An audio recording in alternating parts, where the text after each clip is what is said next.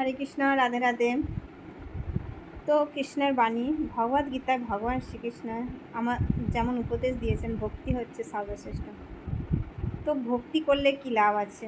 কারণ আমি ভক্তি জীবনে এসেছি, সবাই বলে তোর এত দুঃখ কষ্ট, তো ভক্তি করে কি লাভ আছে? তো আমি এই বিষয়ে কিছু বলতে চাই। দেখুন, দুঃখ কষ্ট এটা তো আমাদের কর্মের জন্য। কর্ম আমরা যেমন করেছি তেমন পাবো। আমরা কত জন্ম না কি হয়েছে, তো আমরা কোন জন্মে কোন কর্ম করেছি সেটা তো আমরা জানি না। তো আমাদের তো ফল ভোগ করতেই হবে। কিন্তু ভক্তি জীবনে আমরা যেটা করছি, ভক্তি করলে সেটা আমাদের লাভ হচ্ছে, আমরা ভক্তি করার মাধ্যমে আমরা ভগবানকে জানতে পারছি। ভক্তি করার মাধ্যমে আমাদের চেতনাও শুদ্ধ হচ্ছে। আর ভক্তি করার মাধ্যমে আমরা ভক্তের সঙ্গ পাচ্ছি বিশেষ করে। আর ভক্ত সঙ্গ পেলেই আমরা একদিন নিশ্চিত ভগবত ধামে পৌঁছে যাব। কারণ ভক্ত সঙ্গ পেলে ভক্তের একমাত্রই লক্ষ্য থাকে যে এই বদ্ধ জীবকে কীভাবে সে কৃষ্ণ ভক্ত বানিয়ে তার ভগবত ধামে নিয়ে যায়, ভগবানের ভগবত ধামে পৌঁছে দেবে। ভক্তর আর কোনো ইচ্ছাই থাকে না। ভক্ত যারা শুদ্ধ উচ্চস্তরে ভক্ত, তাদের একমাত্রই উদ্দেশ্য হয় যে আমরা কিভাবে কৃষ্ণ ভক্তি পথে মানুষকে এগিয়ে নিয়ে যাব। তারা কৃষ্ণ, দেখবেন শুদ্ধ ভক্তরা কেবলমাত্র কৃষ্ণ কথাই বলে, কৃষ্ণ সম্বন্ধীয় তাদের কোনো কথা বলেন না। কারণ তাদের ইচ্ছাও জাগে না কোনো ভৌতিক বিষয়ে কথা বলতে।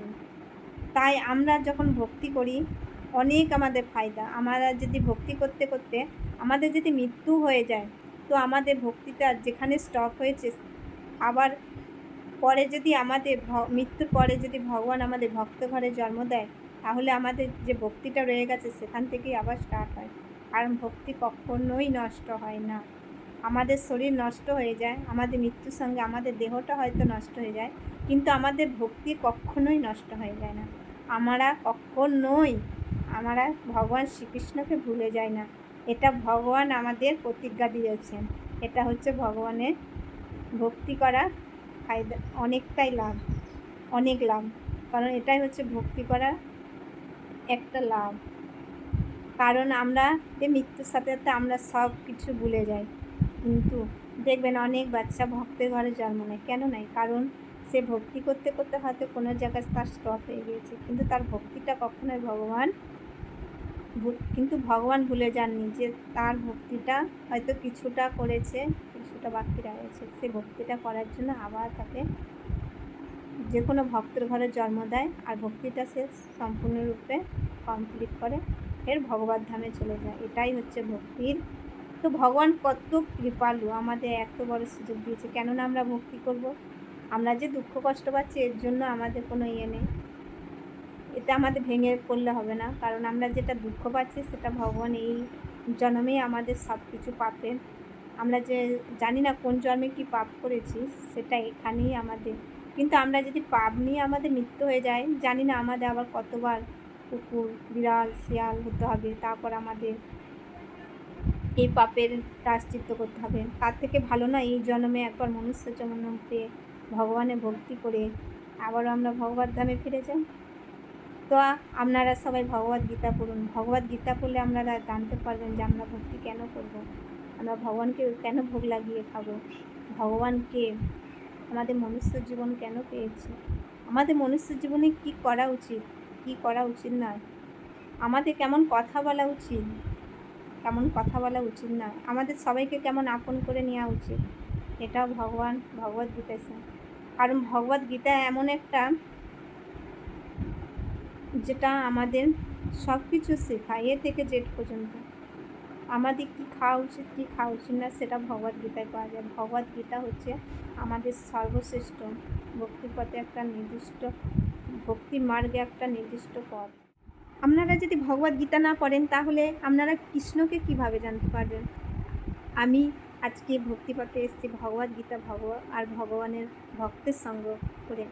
আর ভক্তের সঙ্গ করে আমি জানতে পেরেছি যে ভগবত গীতা পড়া আমাদের কতটা জরুরি। আমরা যখন ভগবত গীতা পড়ি তখন আমাদের মনের সকল কুলসতা দূর হয়ে যায়। আর ভগবত গীতা পড়ে আমরা জানতে পারি যে আমাদের আগে যেটা করেছি সেটা করা ঠিক নয়। কারণ ভগবান যে বাণী ভগবত গীতার মাধ্যমে দিয়েছেন সেটা মধ্যে আর ভগবানের মধ্যে কোনো অন্তর নেই। যখন আমরা ভগবত গীতাকে আমরা ঘরে রাখি তখন স্বয়ং কৃষ্ণই থাকেন। আপনি যদি প্রতিদিন বেশি না পড়তে পারেন, কমসে কম 5 মিনিট যদি গীতা পড়েন তাহলেও আপনার সংসার অনেক সুখের হয়ে উঠবে। কারণ ভগবদ গীতা পড়লে আপনার মন অনেক শুদ্ধতা পবিত্রতা হয়ে উঠবে আস্তে আস্তে। আর ভগবদ গীতা যেখানে নিয়ে যাবেন তার সঙ্গে আপনার স্বয়ং ভগবানই থাকবে আপনার সাথে। তাই ভগবদ গীতা পড়ুন আর সকলকে পড়ান। ভগবদ গীতা পড়লে আপনি সুখী হবেন, আপনার সংসারও সুখে থাকবে। কারণ ভগবানকে বিনা আমরা কখনোই সুখী হতে পারি না। আমরা ভাবি হয়তো ভগবান শ্রীকৃষ্ণকে ছাড়া আমরা সুখী হওয়ার চেষ্টা করি, কিন্তু সেটা কখনোই সম্ভব নয়।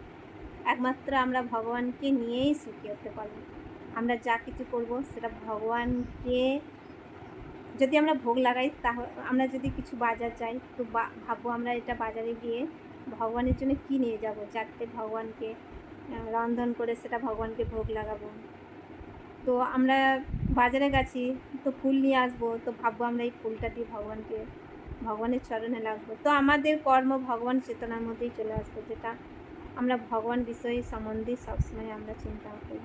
আর ভগবান কথা দিয়েছে যে যখন যে ভক্ত আমার বিষয়ে চিন্তা করে আমি তার বিষয়ে চিন্তা করি। কত সুযোগ না ভগবান দিয়েছে, কেন আমরা এই সুযোগটা হাতছাড়া করব?